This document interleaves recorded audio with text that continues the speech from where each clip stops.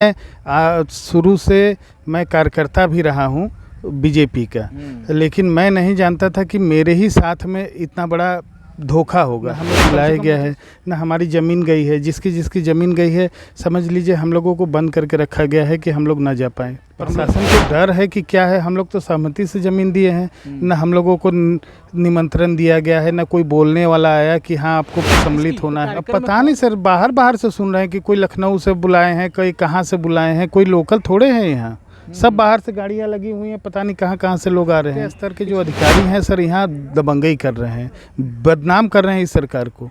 कम से कम नुकसान हो रहा है तो कम से कम उनको ध्यान देना चाहिए ना। नेता तो सर अब देखिए अजय राय को हम प्रीफर करेंगे, तो कहीं भी रहे हो हमारे लोकल लीडर हैं वो सर। किसी भी मोदी जी से अब आ तो रहे हैं तो मिलना तो दूर, अब हम लोगों को यहाँ बताइए जाने भी नहीं दिए जा रहे। हमारे घर पे रखा है। अब लगवाएंगे नहीं? नहीं सर, हम अपने उस पे कहीं छाव देंगे मड़ई उड़ई पे, अब क्या करेंगे। प्रधानमंत्री नरेंद्र मोदी काशी आ रहे हैं। जब भी काशी आते हैं कईयों के चेहरे पर खुशियां छा जाती हैं तो कईयों को मायूस भी होना पड़ता है। इस बार 42वां दौरा है काशी का पीएम मोदी का, और इस बार तो इंटरनेशनल क्रिकेट स्टेडियम मिल रहा है। तस्वीरें आप सबने देखी होंगी, सोशल मीडिया पे ज़बरदस्त शेयर किया जा रहा है। लेकिन इसके इतर तस्वीर क्या है ये हम आपको एक शख्स से बातचीत करके सुनाएंगे, और ये भी बताएंगे कि कैसे इस जगह को एक्वायर किया गया, जिसके बाद कई लोगों की ज़मीनें इसमें ज़मींदोज की गई। कई लोगों को जबरन प्रशासन के ज़रिए ज़मीनों पर अधिग्रहण किया गया, केवल कार्यक्रम के नाम पर। उनको मुआवजा भी नहीं मिला। इसी को लेकर एक शख्स हमारे साथ मौजूद है, इनसे बात करेंगे। दरअसल हम आपको बता दें कि इस वक्त ये कार्यक्रम जो है शुरू होने वाला है। पीएम मोदी यहाँ पर थोड़ी देर में आएंगे और कार्यक्रम में संबोधन भी करेंगे। भव्य कार्यक्रम है। इसके बाद रोड शो का भी कार्यक्रम रखा गया। पूरे शहर को सजाया दिया जा रहा है। गाँव से अनेक लोगों को बुलाया जा रहा है। गाड़ियों में भर भर के लोग आ रहे हैं, लेकिन गाँव के लोग बस तमाशबीन बने हैं। आपका नाम क्या है? चंद्रेश कुमार सिंह। चंद्रेश जी, आप की कितनी ज़मीन थी जो इस पूरे कार्यक्रम में ली गई? 3.5 बीघा। अच्छा, तो दिक्कत क्या है आपको? दिक्कत ये है सर कि हमारी ज़मीन जब स्टेडियम में आए तो उस समय जो तहसीलदार जो एसडीएम थे इनसे पहले, वो कहें कि आपकी ज़मीन जाएगी, थोड़ा विकास होगा, थोड़ा सा नुकसान तो होगा, गांव का विकास होगा, क्षेत्र का विकास होगा।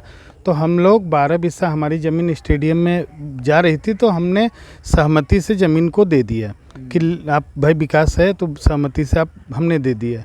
तो अपनी सीमांकन सब कुछ हो गया था। एलएनटी को फिर मिला, वो हरे रंग का पर्दा से अपना एक्वायर कर लिए थे, लेखपाल उकपाल सब आके घेर घार लिए थे।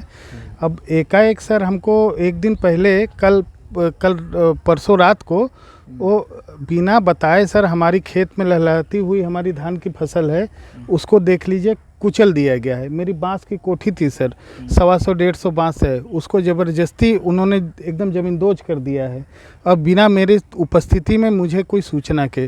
लेकिन चंद्रेश जी, ये बताइए कि अब इतना बड़ा कार्यक्रम हो रहा है, देश तरक्की कर रहा है, विश्व गुरु बनने वाले हैं, तो आपकी थोड़ी बहुत बांस और थोड़ा खेत तो जाएगा, तो इसमें दिक्कत की क्या बात है? दिक्कत सर ऐसी है कि बहुत मैं स्वागत करता हूँ। मैं इससे पहले मैं परसों दोपहर तक, आप विश्वास नहीं करेंगे, 4 मैं बैनर अपने तरफ से मैं छपवाने के लिए दिया था। मेरे घर पे भी चलिए मैं बैनर आपको दिखा दूं, मैं ला के रखा था, मैं टांगने नहीं गया। अब मैं सोच रहा था G20 में सफलता के लिए नरेंद्र मोदी को मैं बधाई के स्वरूप में मैं टंगवाने वाला था, क्योंकि मैं शुरू से मैं कार्यकर्ता भी रहा हूँ बीजेपी का, लेकिन मैं नहीं जानता था कि मेरे ही साथ में इतना बड़ा धोखा होगा। कम से कम मुझे सूचित किया गया होता कि हाँ आपकी ज़मीन हम लेंगे या फिर आपका थोड़ा सा नुकसान होगा। मेरे अधियरा हैं, अब बताइए, हम लोग 2 परिवार, हमारी यही ज़मीन है, मैं इसी के बूते साल भर की मैं खेती करता हूँ सर। तो मुझे हम कहे कि आप ले लीजिए, लेकिन हमको कुछ मुआवजा दे दीजिए। आपको आ रहा है आप चलिए और बढ़ा लीजिए, लेकिन हम लोगों को सर मुआवजा दे दीजिए।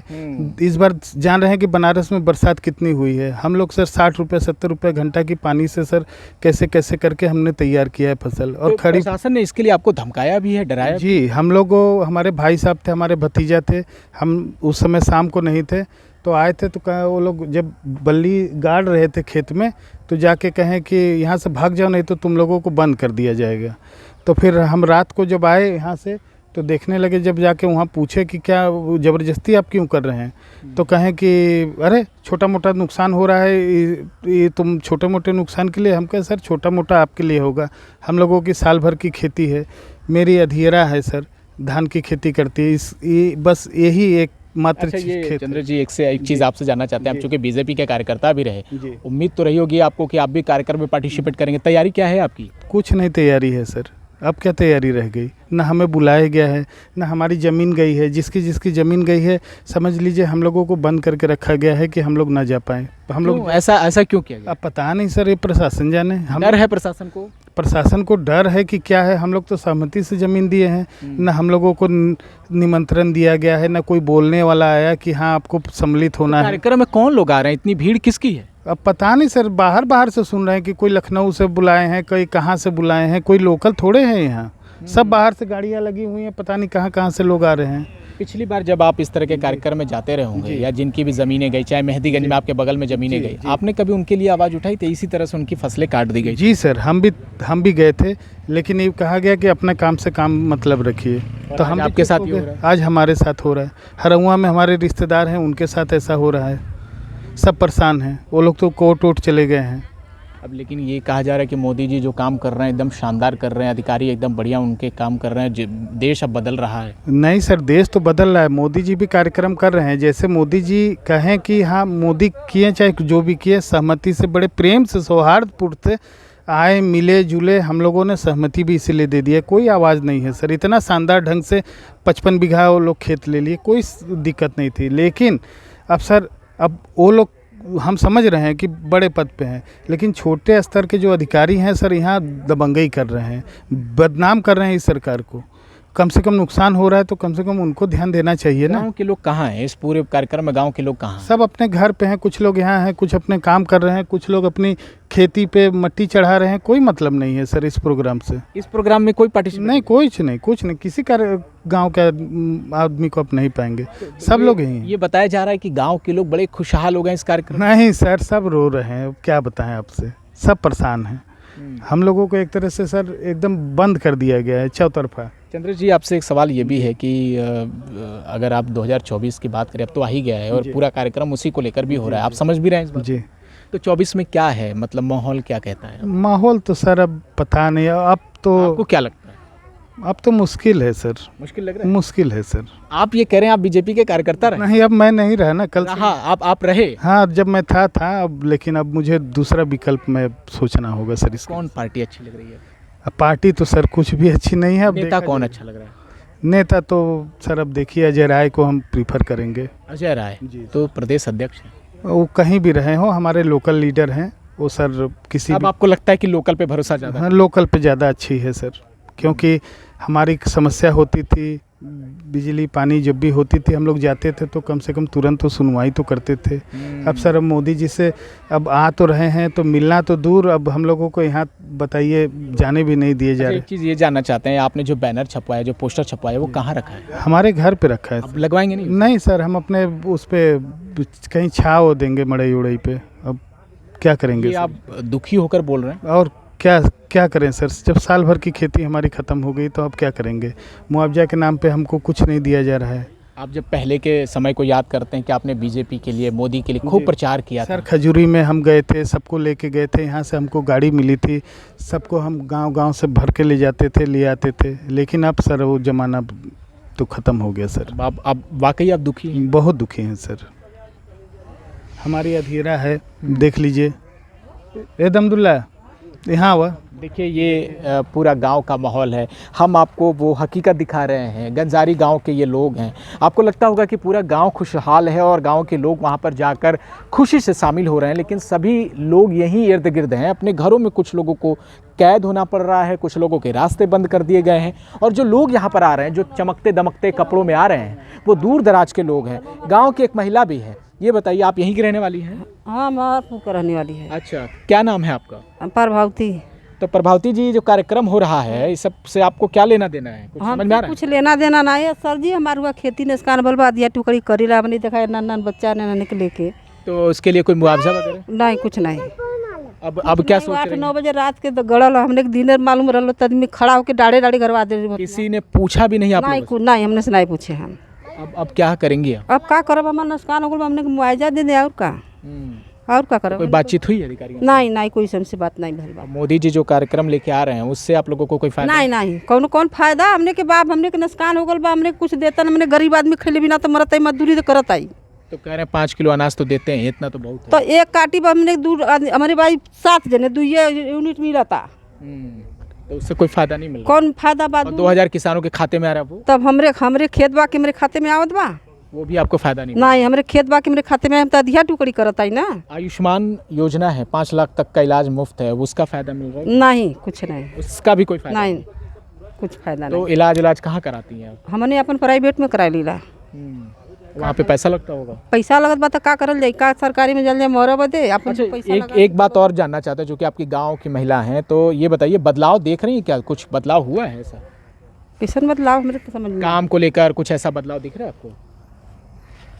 ये काम से एमे हमारे गांव के बटलरा करता हम का जानो इसमें गांव के लोग ही नहीं है? नहीं अक्को आदमी अपने गांव का ना है तो कहाँ के लोग हैं ये? ये सब बाहरी आदमी हैं सब माहौल बाहरी बना रहा हाँ सब बाहरी हैं है। तो लोग सोच रहा है कि सब गांव के लोग ही हैं। नहीं सब बाहरी हैं एको गांव का नहीं है हमने के अगल बगल का कोई नहीं है सब बाहरी है कोई है ही नहीं। नहीं कोई नहीं है तो इस ऐसे कार्यक्रम को क्या बोलते हैं जिसके गांव के लोगों से कोई मतलब ही नहीं हो? तो कोनो मतलब नहीं बा तब बने ना गांव के रखले हन गांव के रखक चाहिए ना अच्छा ये बताइए, अभी जो चुनाव का माहौल आ रहा है, आम चुनाव होगा, आप भी वोट डालने जाएंगी, लग रहा है मोदी को भी इस बार जिताना चाहिए? अब हम तो मोदी में रहबा का करें भाई हम तो अपने ओम प्रकाश के संगे रहिला ओम प्रकाश माने? राजभर अच्छा, राजभर तो पाला बदलते हैं बहुत। हाँ तो नहीं में रहिला हम बदल जहाँ जाएंगे वो वहीं जाएंगे, वही जाएंगे चाहे वो तो बीजेपी में है, हाँ तो कहीं भी जाएंगे हम वहीं में जाएंगे वो तो मोदी का साथ दे रहे हैं इसमें। तो चला मोदी में जाते हैं तो जाए दा कहीं भी जावन मतलब वो जो कहेंगे आप मान वो जाएंगे, मान जाएंगे हमने अपने से कुछ नहीं सोचेंगे? नहीं हमार जो सरकार बा भाई जी हमने देखत बा ओके हमने देखब ना तो ओम प्रकाश राजभर आपकी बात नहीं सुन रहे हैं यहाँ पे? कैसा आपकी बात नहीं सुने यहाँ पे? आपने शिकायत नहीं की उनसे कि आपका नुकसान? अभी हमसे बाता नहीं भल बा अभी तो ये सरकार रात के गड़ल है तो कौन बात करी अब बात करेंगे कि नहीं? करब काहे ना करब कम अधिया खेती के लिए सारी नाश हो गल मुआवजा दिलवाने के लिए बात करेंगे? हाँ ठीक तो हम करबा करब बात। तो ये गांव की महिलाएं, लोकतंत्र मजबूत हो इसके लिए हर कोई प्रयास करता है, और ये लोकतंत्र की खूबसूरती है कि एक तरफ एक आदमी बेधड़क अपनी आवाज़ को शरेआम रख रहा है और दूसरी तरफ वही लोग अपनी परेशानियों को बताते हैं, लेकिन साथ में नेता के होने की मजबूरी भी बताते हैं। गांव के बहुत सारे लोग हैं जो यहाँ पर बस मूक दर्शक बने हुए हैं, और सामने हम आपको दिखाते हैं तस्वीरों के ज़रिए। ये देखिए सिक्योरिटी है, भारी सिक्योरिटी यहाँ पर की गई है, और ये जो 55 बीघे की ज़मीन है वो केवल स्टेडियम के लिए है, लेकिन उससे ज़्यादा ज़मीन यहाँ सुरक्षा के लिहाज से एक्वायर की गई है, जिसमें बैरिकेडिंग है, और खड़ी फसल में ये बैरिकेडिंग हुई है। इसका मतलब ये है कि नेता के आने से पहले बहुत कुछ माहौल बनाया जाता है, और उस माहौल के पीछे कई लोग होते हैं जो दिन रात काम करते हैं, लेकिन उसके बाद जो दर्द होता है वो यहाँ के रहवासियों के लिए होता है। इस दर्द की कहानी आपको ज़्यादा सुनने को नहीं मिलती, लेकिन कोशिश हमारी यही है कि आपको पूरी कहानी बताई जाए और लोगों से मिलकर उनकी हकीकत को भी आपसे साझा किया जाए। उम्मीद ये भी करते हैं कि अगर आपको ये कहानी अच्छी लगे, सच्ची लगे, तो अपने लोगों तक भी शेयर कीजिए। कमेंट कर बताइए कि आप क्या चाहते हैं। वाराणसी से जयपाल, खबर तक के लिए।